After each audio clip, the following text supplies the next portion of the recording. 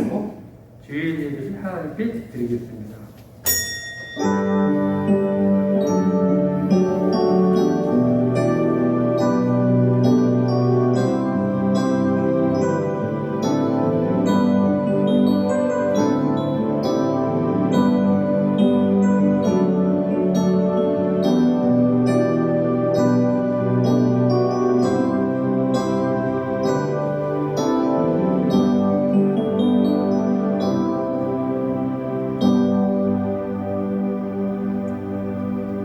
말씀이 육신이 되어 우리 가운데 거하심에 우리가 그의 영광을 보니 아버지의 독생자의 영광이요 은혜와 진리가 충만하더라.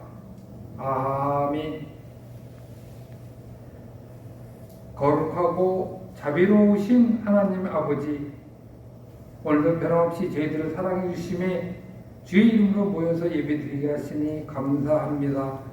아버지 하나님, 저희들이 가진 것 없지만 하나님을 사랑하는 마음과 믿음을 갖고 이 시간에 정성껏 예배를 드리오니 우리 하나님께서 기쁘게 받아주시고 저희들에게 하늘의 신령한 은혜를 베풀어 주시옵소서. 아버지 하나님, 예배를 드리면서 하나님 앞에 감사를 드리옵나이다. 아버지 하나님, 이 안 좋은 시기에도 불구하고 저희들 건강을 주시며 신앙을 잃지 아니하고 하나님 앞에 집에서도 예배드리고 이곳에서 예배드리게 하신 것 감사드립니다. 아버지 하나님 또한 주님 앞에 비교를 하옵나이다. 지난날들의 삶들을 돌아보건대 아버지 하나님께 영광과 찬송을 돌리며 살아야 할 때인데 세상 유혹과 압박이 심해 저희들이 말씀을 거역하고 하나님의 뜻을 따르지 못한 것들이 있나이다. 오 주여 용서하여 주시고 이제 아버지 하나님 정결한 마음으로 하나님께 예배하게 하여 주시옵소서. 예배를 드릴 때에 아버지 하나님 이 예배를 통하여서 저희들에게 건강을 주시고 평안을 주시고 마음의 위로와 하나님을 향한 소망을 주시옵기를 원하옵나이다. 아버지 하나님, 예배를 드릴 때에 세상에 가지고 있던 모든 근심 걱정 다 내어버리고 오로지 살아계신 하나님 앞에 전심으로 경배하게 하여 주시옵소서. 예수님의 이름으로 기도드리옵나이다. 아멘. 찬송가 10장 부르시겠습니다.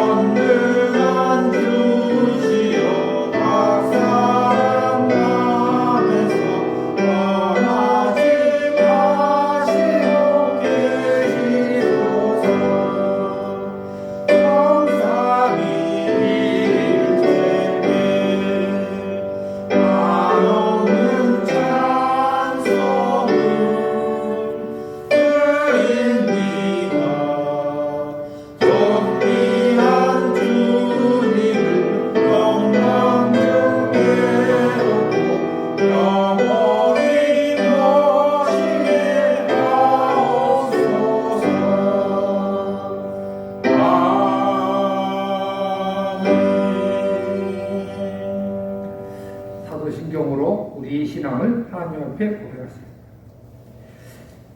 전능하사 천지를 만드신 하나님 아버지를 내가 믿사오며 그 외아들 우리 주 예수 그리스도를 믿사오니 이는 성령으로 잉타하사 동정하여 일어나시고 본디오 빌라도에게 고난을 받으사 십자가에 못 박혀 죽으시고 장사 14일만에 죽은 자 가운데서 다시 살아나시며 하늘에 오르사 전능하신 하나님 편에 앉아 계시다가 저를 소선한 자 존재를 심판하러 오시리라. 성령 믿사오며 거룩한 은혜와 성도가 서로 교통하는 것과 죄를 사여 주시는 것과 몸다시하는 것과 영원히 사는 것을 믿사옵나이다. 아멘. 찬송가 452장 부르시겠습니다.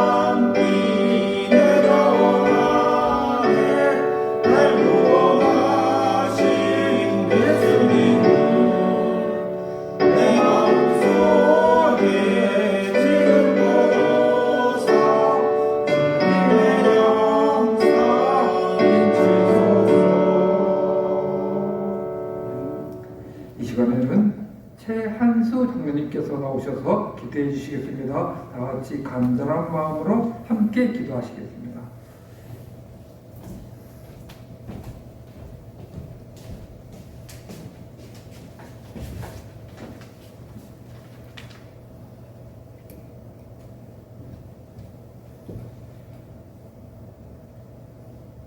민간의 생사화복을 주관하시는 전능하신 하나님, 오늘 성도들이 온라인으로 함께 모여 주님께 기도할 수 있는 은혜를 주시니 감사드립니다. 하나님은 우리에게 참으로 많은 것을 선물로 허락하셨습니다. 오늘도 이렇게 힘을 내서 살아갈 수 있게 해주심에 더욱 감사드립니다. 주님, 코로나19의 불안한 상황 속에서도 또 한 주를 살았습니다. 하나님께 초점을 맞추기보다는 눈앞의 현실에 전전긍긍하는 저희의 믿음 없음을 용서하여 주옵소서. 우리에게 닥친 고난을 통해서 고난당한 것이 유익이 되는 것을 체험하게 하여 주옵소서. 저희는 이 힘겨운 상황에서 아무것도 할 수 없습니다. 생사화복을 주관하시는 주님께 매달려 기도하는 것밖에 없습니다. 무능하고 나약함을 고백합니다. 긍휼히 여기사 이 시국을 조속히 매듭지어 주옵소서. 바른길교회를 위하여 기도합니다. 주님의 뜻으로 이곳에 제단을 쌓고 십자가를 세우셨으니 참으로 감사합니다. 저희는 4주간 릴레이 금식 기도를 진행하고 있습니다. 이 기도를 통하여 우리 교회가 늘 신령 충만한 교회가 되게 하여 주시고 성도들의 화목과 사랑의 공동체가 되게 하여 주옵소서. 그리하여 주님을 모르는 자들과 가난한 이웃을 위하여 복음을 전하며 상처받고 이루어지지 못한 심령들을 위하여 기도하는 교회가 되게 하여 주옵소서. 여러 가지 질병으로 몸이 허약한 모든 성도들의 건강을 주님 지켜주시고 우리가 약할 때 강함 되시는 주님이 일으켜 세워주실 줄 믿습니다. 주님, 하루속히 치유의 은혜를 주셔서 주의전에서 예배드림이 기쁨이 되는 그날이 하루속히 오도록 회복시켜 주옵소서. 이 시간 주님 말씀을 전하는 목사님을 붙잡아 주시고 비록 영상 예배로 인해 가까이에서 듣지는 못해도 온 성도들의 마음을 합하고 뜻을 합하여 말씀에 집중하게 하셔서 듣는 자마다 하나님의 축복이 있게 하옵소서. 지금 이 시간 우리의 예배를 받으시는 주님을 찬양하오며 우리를 사랑하시되 세상 끝날까지 사랑하시는 예수 그리스도의 이름으로 간절히 기도드립니다. 아멘.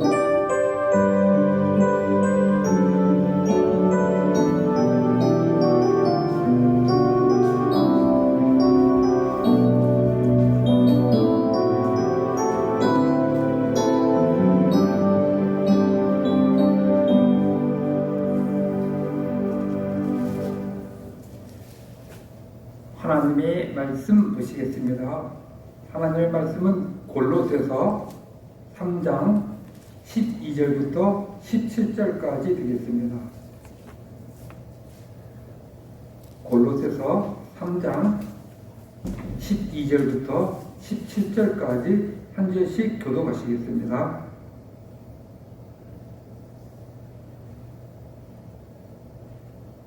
그러므로 너희는 하나님이 택하사 거룩하고 사랑받는 자처럼 긍휼과 자비와 겸손과 온유와 오래 참음을 옷 입고 누가 너희에게 하나님 도와줄 서로 용납하여 피차 용서하되 주께서 너희를 용서하신 것 같이 너희도 구별하고 이 모든 것 위에 사랑을 더하라. 이는 온전하게 매는 길이라. 그리스도의 평강이 너희 마음을 주장하게 하라. 너희는 평강을 위하여 한 마음으로 부르심을 받았나니 너희는 또한 감사하는 자가 되라. 그리스도의 말씀이 너희 속에 풍성히 거하여 모든 지혜로 피차 가르치며 권면하고 시와 찬송과 신령한 노래를 부르며 감사하는 마음으로 하나님을 찬양하고 또 무엇을 하든지 말하나 이르나 다 주 예수의 이름으로 하고 그를 힘입어 하나님 아버지께 감사하라. 아멘.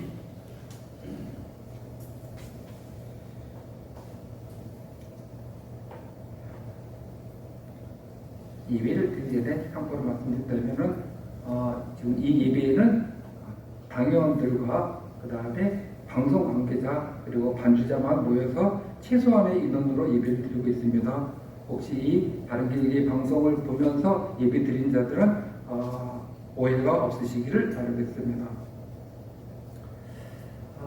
지난주하고 지지난주에 설교가 너무 딱딱하고 너무 빡세게 너무 재미없게 한 것 같아서 어쩜 좀 약간 마음 넉넉하게 좀 부드럽게 하고 싶은 마음이 있습니다. 그렇게 될지 안 될지는 모르지만 일단 시도는 그렇게 합니다. 오늘 제목은 명품 그리스도인인데 세계의 3대 명품 브랜드가 있습니다. 여러분들 아시는지 모르겠습니다.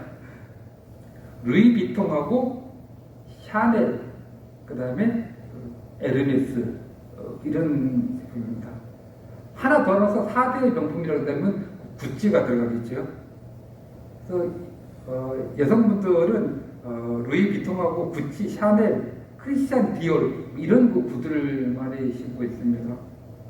여기 이 구두 명품 중에 하나라도 있으면 신고 다니실 것도 있습니까? 우리 장례를 보십니까? 이렇게. 저도 장례 사모님들한테 하나씩 이렇게 사주시죠.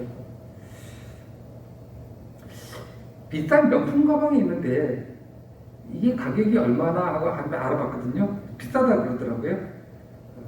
에르메스 벌킨 토트백이라 그래서 까만색이 되는 거 봤는데 얼마인가 했더니까는 1,050만 원입니다.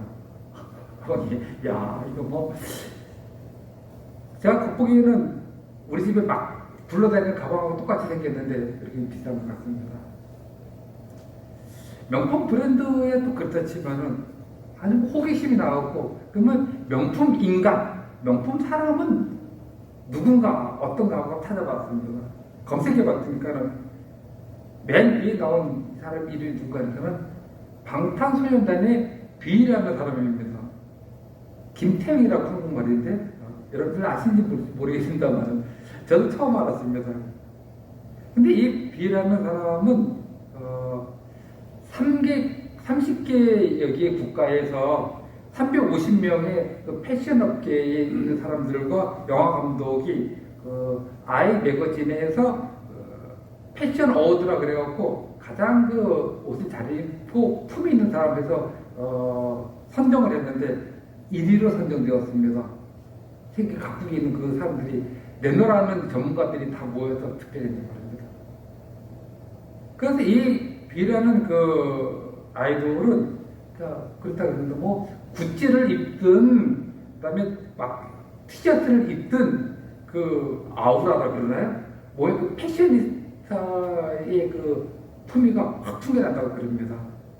그런데다가 꼭 옷뿐만이 아니라 이 아이돌은 그 무대에서 카리스마가 있고 무엇보다 그 선행도 많이 한다 그럽니다.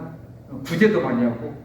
그래서 행동이라든가 품이라든가 자기 전공 노래 이런 것까지 다 합쳐갖고 명품 민간이라고 부릅니다. 그런데 저는 요즘 우리 그리스인들을 한번 생각해 보고 있습니다. 사도행전에 나타난 그 초대교회의 그리스인들 가만히 보면 말입니다. 명품인 것 같습니다. 왜냐면요, 함께 같이 모여서 떡을 떼고 그러지 않습니까? 자기들끼리 어떻게 했죠? 똘똘 뭉쳤습니다. 그럼 자기들끼리 똘똘 뭉치면은 대부분 사회로부터 칭찬받습니까? 미움받습니까? 미움받죠? 미움받습니다. 근데 똘똘 뭉치고 엄청 뭉치고 그 다음에서 복음을 증거합니다. 복음에서 차단을 다 합니다. 그것도 사회에 좋아요? 싫어요? 싫어하는데 길거리에서 보면 저도 싫어하죠. 그런데 거기 보면은 백성들에게 어떻게 했더라? 칭송을 받았다고 했습니다. 이 명품입니다. 그런데 현재 그리스인들인 우리는 명품입니까? 아니면 보수품입니까? 이걸 우리가 한번 진지하게 생각해 봐야 됩니다. 자, 그래서 오늘 본문을 갖고 명품 그리스도인의 점을 갖고 생각해 보도록 하겠습니다. 첫 번째 드릴 말씀은 그리스도인은 원래가 명품입니다. 우리 예수 믿는 사람들 그리스도인들 가만히 보면은 성격, 직업, 그리고 신앙 수준, 습관 보면 상당히 그 다양하죠. 뭐 우리 그리스도인만 다양한 것이 아니라 세상 사람들도 다양하죠. 그런데 우리 그리스도인들이 뭐 특별히 예수 안 믿는 사람들보다 뭐 이런 그 직업이라든가 신앙, 습관이라든가 성격, 인격 이런 것이 사실은 예수를 안 믿는 사람보다 뛰어난 것은 아닙니다. 다 거기서 거기 똑같지 않습니까? 하지만 저는 단연코 말씀드릴 수 있는 것은 뭐냐면 우리 그리스도인들이 원래 명품이라는 것이죠. 크리스찬이라는 이름 자체가 명품입니다. 명심하시기 바랍니다. 크리스찬 하면은 물론 그 세계 6대 명품인가요? 보면은 크리스찬 디올이라는 명품이 있습니다. 그게 무슨 뭐 옷도 좋고 다 좋은 게 있지만 그것보다도 크리스찬 디올이 아니라 크리스찬 자체가 상당히 명품입니다. 그 이름 브랜드가요. 왜 그런가 하니까는 오늘 본문에 보니까는 12절에 보니까는 그리스도인들은 하나님께서 택하신 자들이고, 그리고 하나님께서 거룩하게 주셨고, 하나님께 사랑받는 자들이기 때문에 그렇습니다. 바울은 고린도 교인들에게 이것을 분명히 말씀해 주었습니다. 이것이 몇 번 나오니까 여러분들 잊지 마시기 바랍니다. 택, 거, 사. 택하시고, 그다음에 어떻게 해요? 거룩하고, 그다음에 사, 뭐예요? 하나님께 사랑을 받는. 이 세 가지는 명품으로 충분하지 않습니까? 다시 말하면 우리 그리스도인들은 막대 먹은 존재가 아니고 막 취급받거나 하찮은 존재가 아닙니다. 하나님께서 택해 주시고, 그리고 무음과 무죄로 만들기 위하여 그의 아들 예수 그리스도까지 내주셨습니다. 에베소서 1장 4절에 보면 이런 말씀이 있네요. 곧 창세전에 그리스도 안에서 우리를 택하사 우리로 거룩하고 흠이 없게 하시려고 그리스도로 말미암아 자기의 아들들이 되게 하셨으니. 하나님께서 자신의 아들들로 우리를 삼으시기 위해서 하나님께서 어떻게 했냐면은 흠이 없고 완전하게 명품으로 만들어 주셨습니다. 하나님께서 자기 아들인데요, 자기 자녀가 삼아주기 위해서 우리를 명품으로 만드신 겁니다. 아이고, 그런데 지금 교인들이, 그리스도인들이 명품이 아니라 사회에서 어떤 사람들이 있습니까? 지금 골치 아프고 문제덩어리 사람으로 취급되어 있고, 그리고 그렇게 격화되어 왔습니다. 교회 집단 감염이라는 기사가 떠오를 때마다 그 밑에 달리는 댓글이 뭔지 아십니까? 목사들 쓰레기라고 합니다. 그렇죠. 그 봤습니까? 그 댓글요. 그리고 또 무슨 댓글이 달리기 시작하냐면 오히려 신천지가 낫다. 교회라면 치가 떨린다. 원래가 명품인 교회와 교인들이 어떻게 이렇게 됐는지 모르겠습니다. 교회가 잘못했든 세상이 너무 심하게 혹평을 하든 분명한 것은 지금 교회가 명품이 아니라 부제품이 된 것은 사실입니다. 그래서 우리는 명품의 명성을 되찾아야 됩니다. 잘잘못을 따지기보다는 우리는 지금 가장 중요한 시점에 보시면 우리는 원래 명품이었으니까는 명품을 되찾아야 돼요. 명성을 찾아야 되는 거죠. 혹시 가능성이 없는 게 아닌가?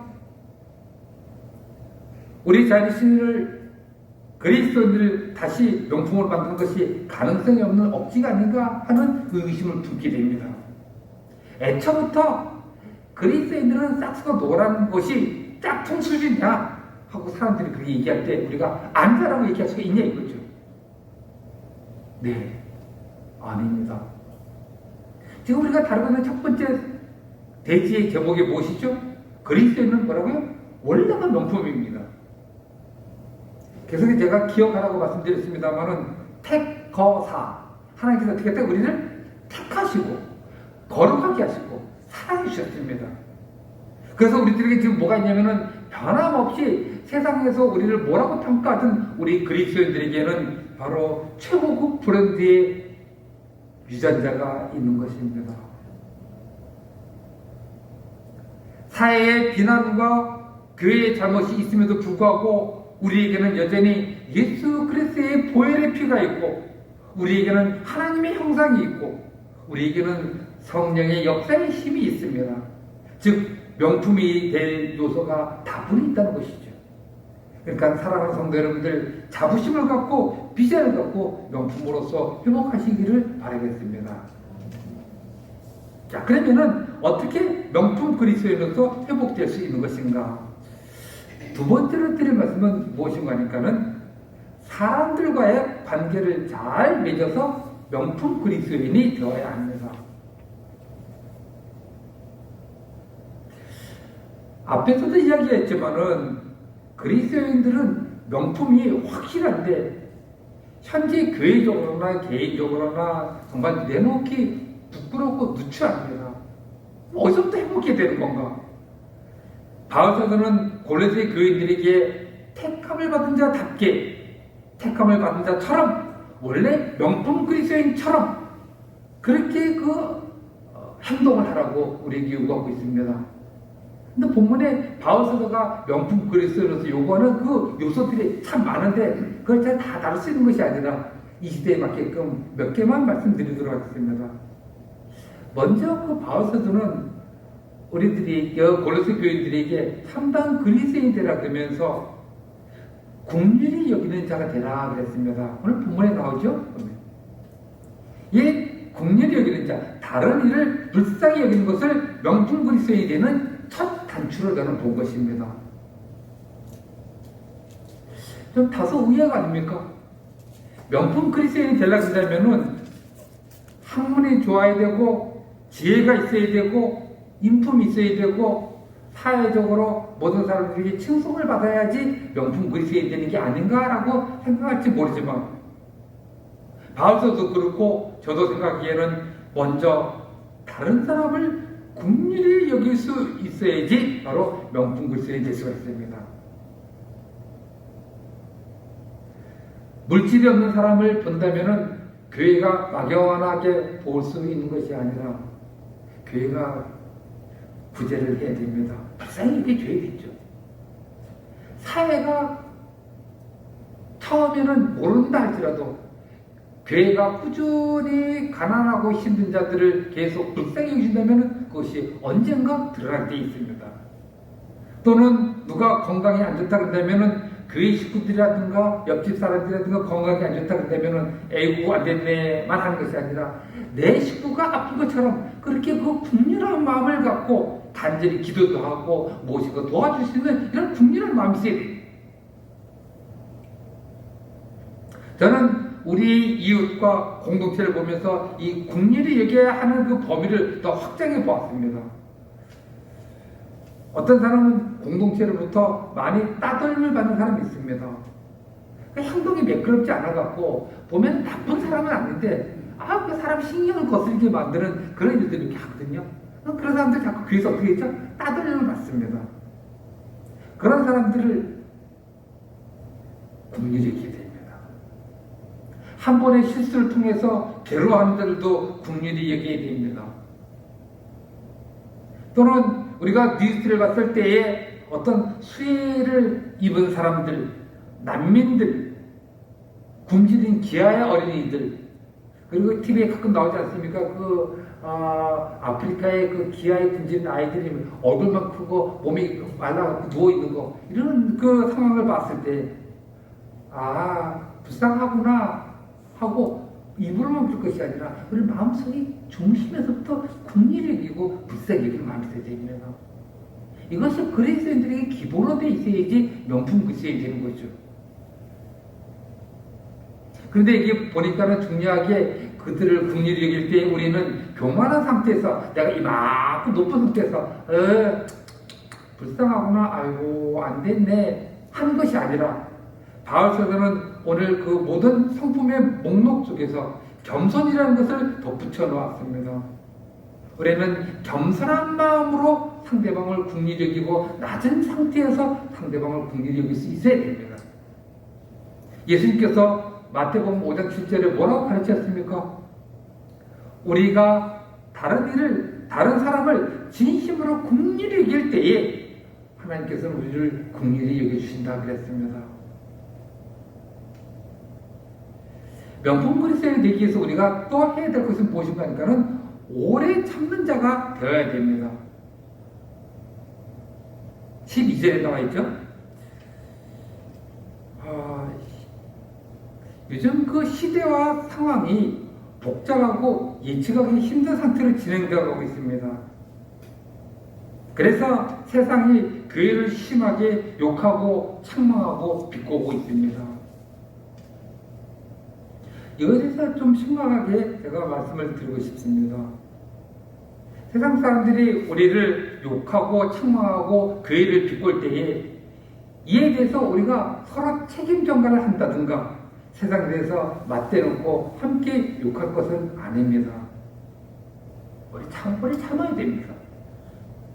그리고 세상에서 그 교회들을 뭐라고 책망하면서 뭐라 그럴 때에 우리 교회는 안 그런데 저 교회 때문에 골치가 아파 죽겠어 하는 말도 쉽게 끊이지는 마십시오. 얄밉게 빠져나가는 일을 하지 않도록 해야 됩니다. 그리고 교회가 요즘 사태에 대해서 쉽게 사람들에게 교회에다 크게 써놓고 교회가 미안합니다, 교회가 죄송합니다 라는 것도 쉽게 해서는 안 됩니다. 목사님, 교회가 자존심 세우라는 겁니까? 그게 아니고요. 그 페이스북에서 제가 인친으로서 김광현 목사님이라고 좀 좋은 말씀 많이 하시고 무슨 균형 감독이 잘 있는 그런 목사님인데 예전에 좋은 글을 하나 썼더라고요. 그 글을 보니까 뭐라 돼 있냐면은 자신이 어떤 사람하고 일이 있을 때 자신이 아주 화가 잔뜩 났는데 그 사람이 그냥 화가 잔뜩 난 그 순간에 금방 미안하다 그러면은 뭔가 손해본 것 같고 뭔가 기분이 안 풀리고 그렇게 시원하지 않더라 한 얘기를 했습니다. 그 말을 할 때 공감이 갔습니다.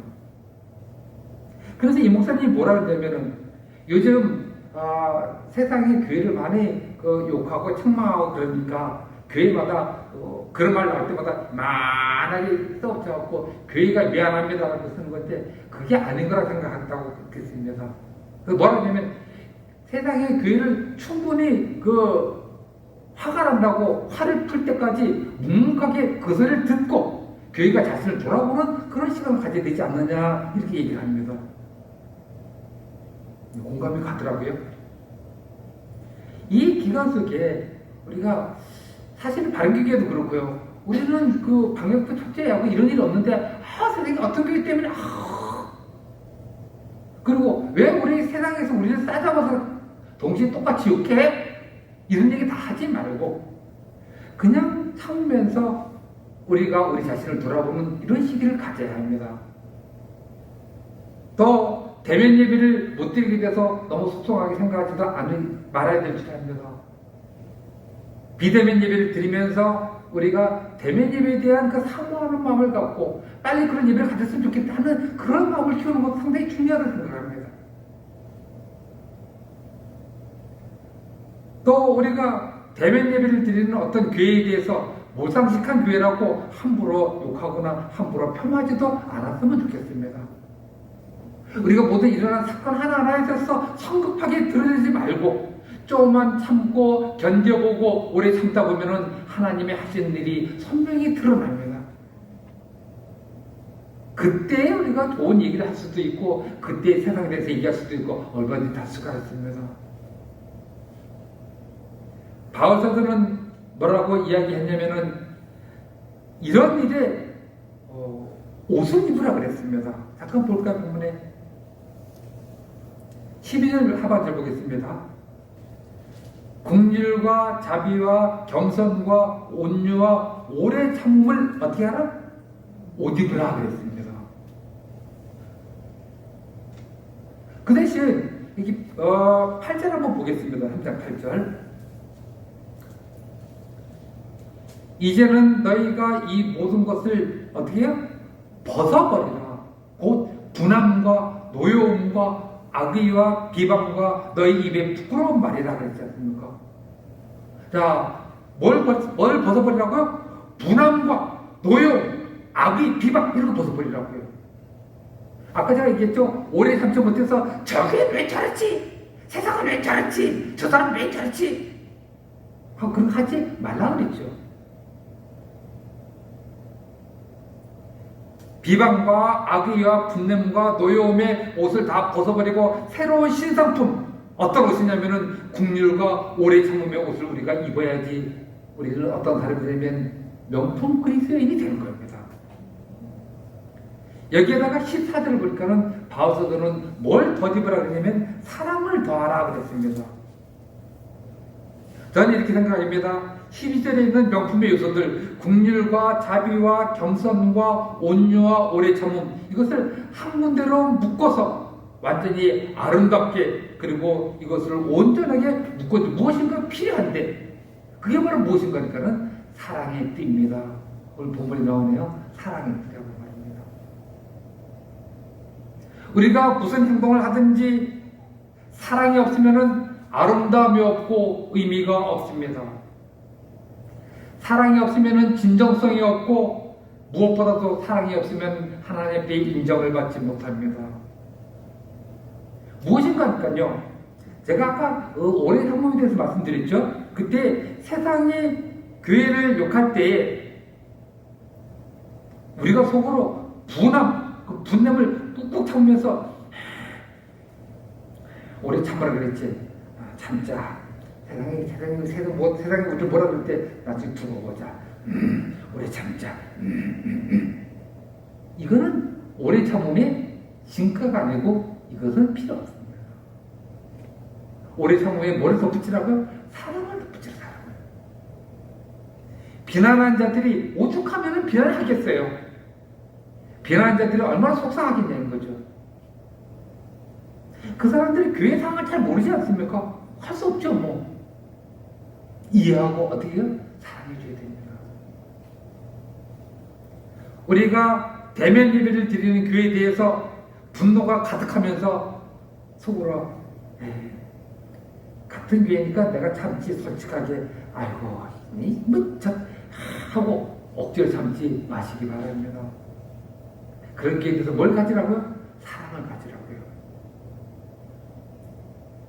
우리가 동의를 안 할지도 모르고 우리가 그 사람들과 함께 똑같이 행동을 안 할지는 모르지만은 그 사람들도 다 나름대로 신학적으로 고찰을 갖고 자기 나름대로 무엇인가 찾아보고 그러면서 예배를 드리고 있습니다. 비대면 예배를 안 드릴 뿐이지 대면 예배를 드리면서 그들이 나눈 것은 뭐죠? 예수 그리스도에 가는 겁니다. 하나님에 대한 것이지 않습니까? 전 총신대 총장이고 신대원 설교학 교수였습니다. 정성구 교수라고 저도 수업을 몇 번 들었었습니다. 참 좋으신 분인데 그 목사님이 뭐라 했냐면은 교회가 너무 홀가분하게 너무 쉽게 대면 예배를 포기하는 것은 조금 고려해 봐야 되지 않나 이렇게 말씀하십니다. 그러면서 칼빈이 있었던 스위스 제네바에 있는 교회 예배도 참석해 보면서 뭐 여러 가지 생각하면서 이제 길게 얘기 썼습니다. 여기서 다 설명할 수는 없습니다만은 어쨌든 그렇게 그 목사님도 그 교수님도 나름대로 생각이 있어서 무슨 대면 예배를 좀 드려야 되지 않나 하는 그 의견을 내렸습니다. 제가 지금 여기서는 무엇이 옳다 그렇다가 아니라 다 나름대로 생각이 있으니까는 우리가 그런 것을 생각할 때 미움으로 보면 속으로 쿵쿵 잡지 말고 어떻게 하라고요? 사랑하는 마음으로 봐줘야 된다는 것이죠. 바 안에 흉이 보이거나 잘못이 보일 때 그 사람 지적하고 책망하는 거 그거 누가 못해요? 그럴 때 내가 확 쏟아내면 그냥 스트레스가 풀리기도 하고 뭔가 시원한 느낌이 들지만은 그것은 사랑의 얘기가 아니라 생각합니다. 상대방의 상황을 생각하고 또 생각해 주면서 사랑하는 마음으로 지켜보고 정 속상해서 마음에 안 들면은 하나님께서 대책 세워달라고 하나님께 기도할 수도 있는 겁니다. 사랑하는 교회님들, 사람들과의 관계에 있어서 사랑으로 잘 마무리해서 관계가 잘 되었을 때 그 사람은 어떤 그리스도인이다고요? 명품 그리스도인이 되는 거죠. 세 번째로 드릴 말씀은 스스로 내적 상태를 잘 유지하여서 명품 그리스도인이 되어야 합니다. 제가 앞에서 드린 말씀을 보면은 내가 명품 그리스도인이 되려면은 다른 사람들과의 관계를 잘 맺어야 된다 그렇게 얘기했죠. 그래서 관계를 잘 맺으려면은 만족시켜야 되지만은 나의 내면적인 면도 잘 다스려야 됩니다. 왜냐하면 상대방의 타인과의 관계에 있어서 인내하고 억울한 거 그냥 참고 넘어가다 보면은 내 속이 어떻게요? 시커멓게 탑니다. 그러면은 스트레스 쌓이고 그러다 보면은 어느 한순간에 터집니다. 우리 가끔 부부싸움 할 때 좀 그런 게 있지 않습니까? 한쪽에서 막 뭐라 그러면은 내가 참지 참아 하면서 아무 얘기를 안 합니다. 참지 참아. 그런데 아내 뭐가 있죠? 첨불이라면서 화가 납니다. 그러면 그 첨불이로 화가 나는 것이 얼굴 나타나요, 안 나타나요? 나타납니다. 그게. 그냥 내가 뭐 화낸다 참지. 반드시 뭐 얼굴 뭐 그게 아닙니다. 그 마음이 뭐예요? 평안과 함께 스트레스 쌓이고 평안이 없고 그래서 그런 겁니다. 이때 바울사도는 골로새 교인들에게 권면할 때 뭐라 하냐면 그리스의 평강이 너의 마음을 추잡하게 하라고 본문이 되어 있습니다. 우리의 속사람이 평강하지 못하면 우리는 진정한 명품이 아닙니다. 그 무엇과 비슷하냐면은 그 명품 보면 디자인 좋고 색깔 좋고 다 좋은데 그 안에 재질이 안 좋은 겁니다. 그럼 명품이 안 되는 거죠. 그럼 이사를 드리는 여러분들 그렇게 생각할 겁니다. 아이고 목사님 뭐 누가 뭐 평강하지 않아서 평강하고 싶지 않아서 그렇습니까? 뭐 네. 누가 평화를 원하지 않는 사람이 어디 있겠습니까? 그런데 그게 마음대로 안 되니까 그런 거죠. 라고 그렇게 생각이시죠? 그러나 꼭 그렇지만도 않습니다. 오늘 본문에 비결이 있습니다. 내가 평하고 싶은데도 평화가 잘 안 되는데요. 뭐 억지로 되나요? 억지로 됩니다. 바울사도는 우리에게 평강을 가지라 그러면서 무슨 평강이 너희 마음을 주장하게 하라 그랬죠? 그리스도의 평강이라고 했습니다. 이 말에 우리는 중요성을 가져야 됩니다. 내 스스로가 전염병과 같은 그 질병 때문에 사회적인 분위기 속에서 평강을 못 가질지 모릅니다. 속상하고 힘들고 스트레스 쌓이고 아주 죽을 지경입니다. 하지만은 우리는 이런 상태에서 우리 주 예수 그리스도께 평강을 요청하고 구하면 됩니다. 평강의 조건이 갖춰져 있지 않는다 할지라도 평강을 소원하며 주님께 간절히 주시기 바랍니다. 그러면 평강이 될까요? 됩니다. 어떤 식으로 어떤 방향이 될지 모르지만은 평강을 주님께서 주시기 때문에 된다고요. 이 말을 깊이 잘 들으셔야 될 줄 압니다. 평강을 내가 잘 조성해서 사회적인 분위기를 잘 조성한다. 내가 어떤 식으로 사회를 조성해서 평강을 만들어요? 안 되죠. 내 지금 삶의 조건을 내가 잘 만들어서 평강한다. 대우게 어떻게 안 되죠. 이게. 그런데 내가 주님께 평강을 달라 그럴 때 내가 만드는 것이 아니라 주님께 어떻게? 주님께 평강을 주신다고요. 그럼 평강이 됩니다. 경험해 보았습니까? 경험해 봤죠.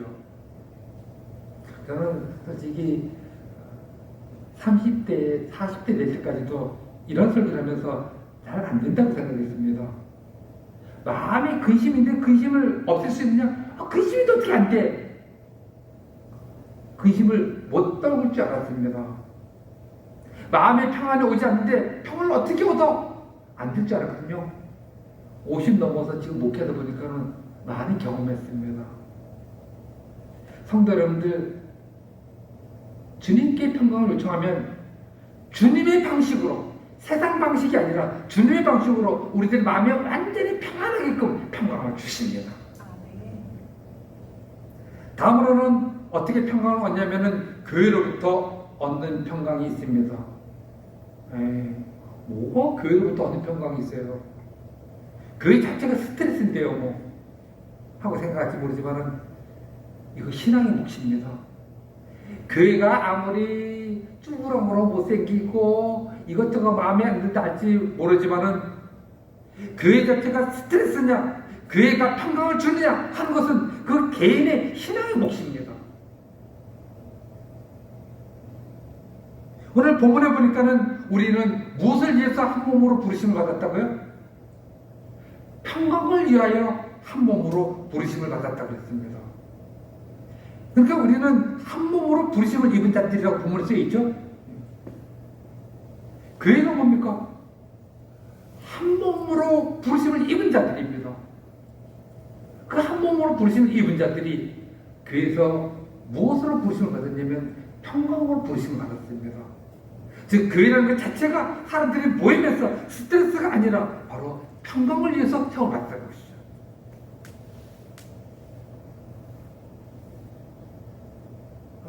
여러분들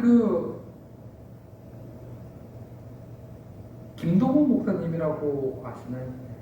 오늘 목사님을 세 번째 소환합니다.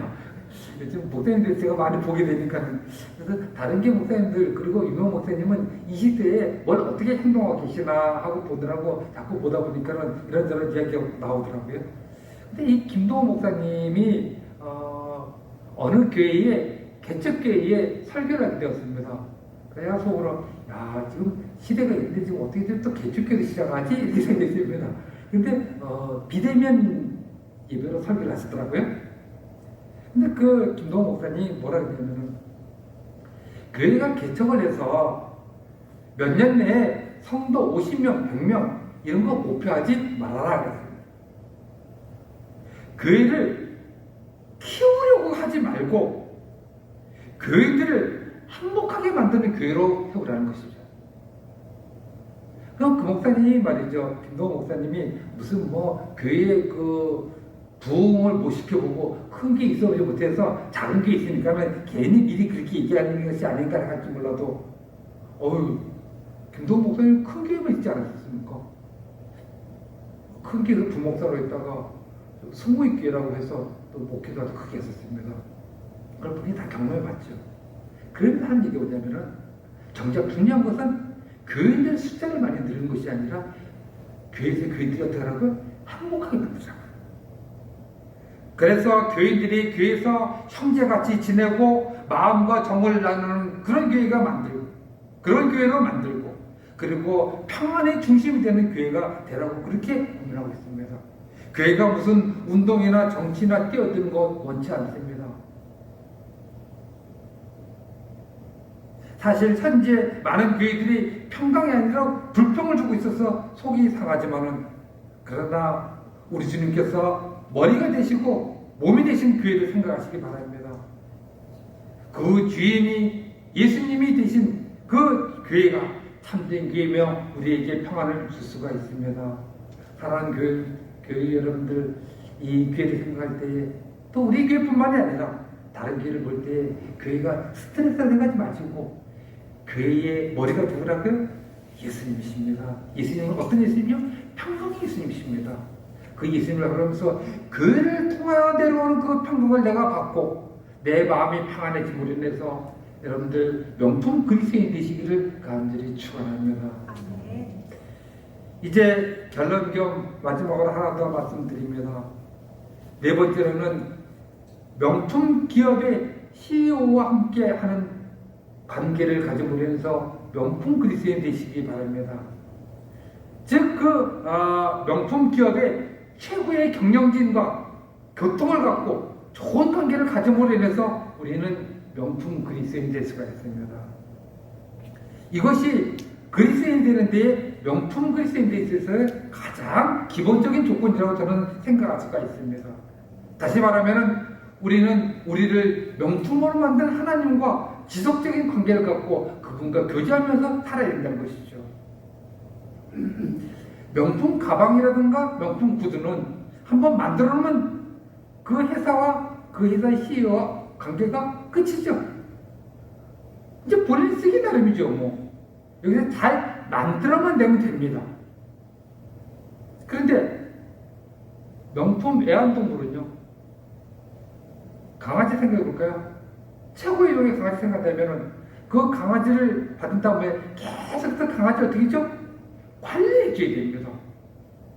목욕시켜주고 털 빗겨주고 그리고 어디가 아픈가 그리고 예방주사 맞춰주고 계속 관리를 해야 됩니다.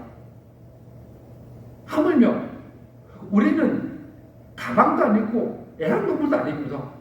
하나님의 형상을 훌륭한 인격체들입니다. 그래서 우리는 말이죠, 명품의 그리스도인으로서 우리가 태어나고 그렇게 선택받았지만은 계속 뭐가 필요해요?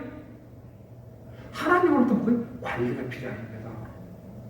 그래야지 명품 그리스도로서 계속 유지가 되는 거죠. 그렇기 때문에 우리는 하나님과 좋은 관계를 계속 맺어야 됩니다. 그리고 우리는 하나님께 어떻게 해야 되는 건가? 오늘 15절서부터 17절을 보면은 참 재밌는 그 본문 구조가 나옵니다. 15절에 무슨 단어가 나오냐면 맨 끝에 감사라는 단어가 나옵니다. 그 다음에 16절에는 뭐가 나오냐면 찬송이 나오고 또 16절에는 다시 감사가 나옵니다. 그 다음에 16절 끝에 보면은 다시 또 뭐가 나오죠? 찬양이 나옵니다. 그리고 17절에 뭐가 나옵니까? 맨 끝에 감사가 나오죠. 이것을 제가 왜 말씀드리냐면은 오늘 15절부터 17절 보면은 어떤 구절이냐면은 감사, 찬송, 감사, 찬송, 감사 이렇게 되어 있습니다. 교차 형태를 이루고 있습니다. 명품 그리스도인들은 삶의 환경이 어떻게 되든 불만과 불평과 짜증을 내지 마시고 그것이 무엇이든지 우리는 하나님께 감사를 드리려 합니다. 이 감사를 하면서 뭐가 지금 교체되어 있다고요? 찬송을 하지 않습니까? 감사하면서 찬송을 하고 또 감사하면서 찬송을 하고 또 감사하고 이런 구조가 되어 있는 겁니다. 저는 아무리 생각해도 여러분들 제 오른쪽에 보면은 바른 게 이게 올해 그 주제가 나오지 않습니까? 날마다 찬송 한 곡 그리고 날마다 은혜 한 통이라고 그러지 않습니까? 찬송하고 계신가 날마다? 저는 거의 지키고 있습니다. 속상하고 힘들고 뭐 그렇다 할지라도 그리고 집에 있으니까 답답하고 나가지 않습니까? 그런데 왜 이렇게 답답하지 할 것이 아니라 찬송가를 딱 펴고 찬송을 부르면은 2자 3자 지나면은 은혜가 있고 감성이 있습니다. 그렇게 우리가 명품 그리스도로서 누가요? 명품 희유와 함께 관계를 맺어가는 겁니다. 사회적으로 답답하고 속상한 사건이 많아진다 할지라도 앞으로 우리의 전망이 어두워진다 할지라도 우리가 어떻게 하면 감사를 해야 됩니다. 그리고 찬송가 없이 부르면 우리가 평강을 얻게 되는데 이겁니다. 자기가 자기 암시라 그러나요? 아니면 정신승리라 그런가요? 감사한 일이 없는데 내가 감사해야지. 그러면 내가 감사하게 돼. 이런 정신승리라든가 자기의 암시, 자기 마치 이걸 말하는 것이 아니라 우리가 아까도 얘기했지만은 감사와 찬송과 감사 찬송을 계속해서 반복해서 하나님께 드리게 되면은 하나님께서 그걸 들으십니다. 하나님께서 듣고 우리들에게 뭘 선물 주냐면은 감사할 이유와 감사한 일들과 감사한 사람을 만나게 해주십니다. 믿습니까? 진짜 확실합니다. 이런 관계를 통해서 우리의 영육은 건강해지고 밝아지게 됩니다. 그래서 말입니다. 똑같은 상황 가운데서 어떤 구제품 같은 그리스도인은 늘 인상 쓰고 한숨 쉬고 성도들 만날 때마다 불평하고 죽겠다는 얘기합니다. 늘 그렇게 합니다. 그리스도인은 그리스도인 맞는데 명품은 아닙니다. 그런데 힘들고 어려웠고 막 한다 할지라도 항상 웃으면서 감사하고 찬송을 부르면서 사람들에게 넉넉하고 좋은 얘기 해주고 어떤 그리스도인요? 명품 그리스도인입니다. 이것이 교회 안에서뿐만이 아니라 그런 사람은 세상에서 그렇게 드러납니다. 진짜 말씀을 맺습니다. 우리 그리스도인이든 일반 세상 사람들이든 모두 명품을 갖고 싶어 합니다. 저도 서로에서 말씀드렸던 3대 명품은 갖고 있지 못하지만은 한국에서 좋다고 하는 제품은 몇 개 갖고 있습니다. 가지면 기분 좋지 않습니까? 옷과 신발, 가방, 액세서리 좋습니다. 하지만 그림 빡가져야 됩니다. 명품을 갖기보다는 내가 어떻게 되죠? 명품이 배워야 합니다. 많은 사람들이 명품을 갖길 원하지만 그 사람 인격 스스로가 명품이 되는 데는 등한시하고 있습니다. 하지만 그리스도인 우리들, 다른 교회 성도 여러분들, 이 방송을 보는 여러분들 모두 다 명품을 갖기보다는 스스로 명품이 되시기를 바라겠습니다. 그래서 세상에서 손가락질 받지 말고 세상에 부러운 사람의 대상이 되고 그리고 우리 명품의 모든 분위기를 세상에 나눠주버려서 세상도 행복하게 만들 수 있는 그런 그리스도인이 되어야 됩니다. 여러분들 국리란 마음을 갖고 오래 참으시고 그리고 사랑의 길에서 모든 것을 묶어주면서 아름다움을 나타내고, 그리고 그러면서 사람들과 사이 관계를 잘 갖고 스스로는 주님께서 주시는 평안으로 가득하고 우리 주 예수 그리스도와 하나님 앞에서 늘 감사하고 찬송함을 부르면서 최고의 명품이 되는 여러분 되시기를 주의 이름으로 간절히 축원합니다. 아멘. 다 같이 기도하시겠습니다.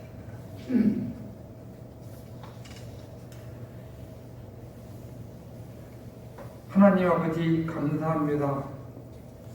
오늘 골로새서 3장 12절부터 10절 말씀을 통하여서 이제 바울 사도가 골로새 교인들에게 권면한 그 내용을 가지고 명품 그리스도인이 되는 것에 대해서 생각해 보았나이다. 아버지 하나님, 사실 요즘 세상을 보고 교회를 보면서 안타까운 마음이 많이 들고 속상하기도 하옵나이다. 아버지 하나님, 세상 사람들은 이리저리 교회를 손가락질하고 또 교회는 왜 손가락질 해야 되느냐 하는 그것보다도 어떤 면으로 교회가 지탄을 받을 만한 일도 많이 하였나이다. 이러한 상황 가운데 교회가 명품이 아니라 구제품이고 또 아버지 하나님 쓸모없는 그런 것으로 보여지기도 합니다. 하지만 아버지 하나님, 그리스도인들과 교회는 원래 명품이지 않나이까? 우리 주님께서 저희들을 위해서 대신 십자가에 달려 들어가시고 교회를 최고로, 성도들을 최고의 하나님의 백성으로 세워놓았습니다. 아버지 하나님, 이것을 생각하면서 저희들 그 명품이 회복되게 하여 주시옵소서. 저희들 말씀을 보면서 찬송을 부르면서 하나님께 감사기도, 아버지 하나님과 기쁜 관계를 가지면서 세상에 대하여 국리적이고 세상의 모든 것을 묵묵히 참아 오래 참아서 이겨내도록 하여 주시옵기를 원합나이다. 사랑이 넉넉하여서 성도들뿐만이 아니라 세상의 모든 사람들을 사랑으로서 잘 감싸고 또 사랑으로서 모든 것을 헌신하고 구제할 수 있는 사람이 되고 그런 그리스도인이 되게 하여 주시옵소서. 아버지 하나님, 오랜 세월이 지난 다음 비로소 세상 사람들이 교회를 칭송하고 성도들을 칭송하는 놀라운 좋은 일들이 일어나게 하여 주시옵소서. 예수님의 이름으로 기도드리옵나이다. 아멘. 찬송가 455장 부르시겠습니다.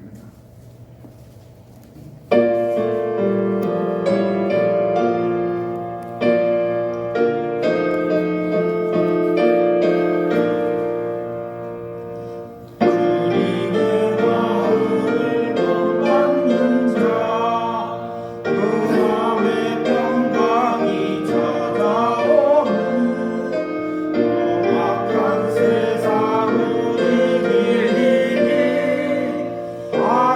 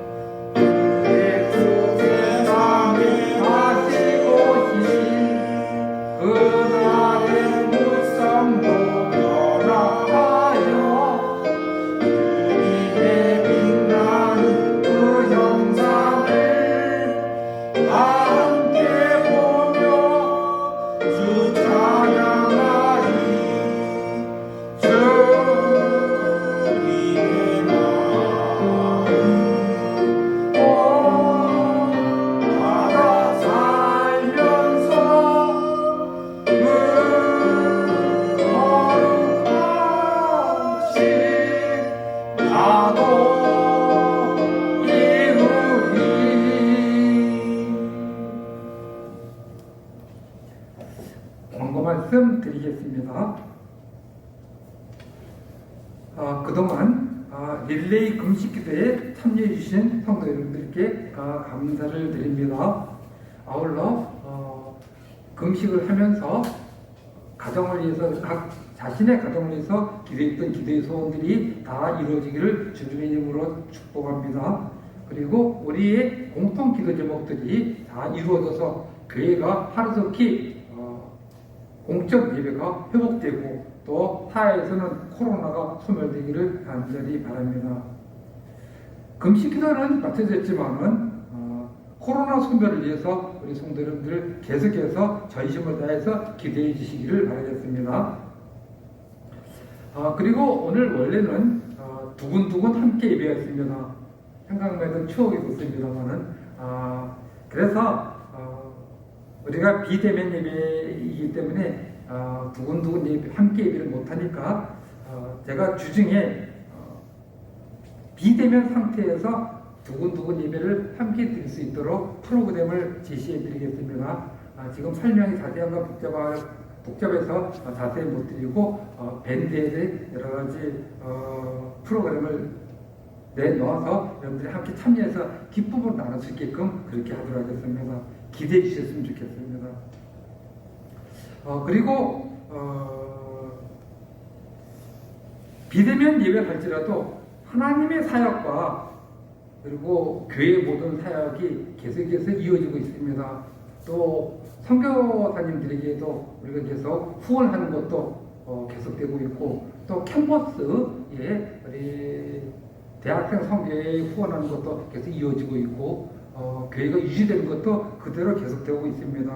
그래서 비대면 예배를 할지라도 여러분들이 온라인을 통해서 헌금을 계속해 주시기를 바라겠습니다. 광고에 나와 있듯이 교회에 헌금 계좌번호가 있으니까는 그것을 통해서 여러분들이 하나님에 대해서 물질을 이룬 곳에 참여해 주셔서 하나님을 기쁘시게 하고 교회도 모든 그 사업이 원활하게 잘 돌아갈 수 있도록 협조해 주셨으면 감사드리겠습니다. 다 같이 찬송가 1장 부르시겠습니다.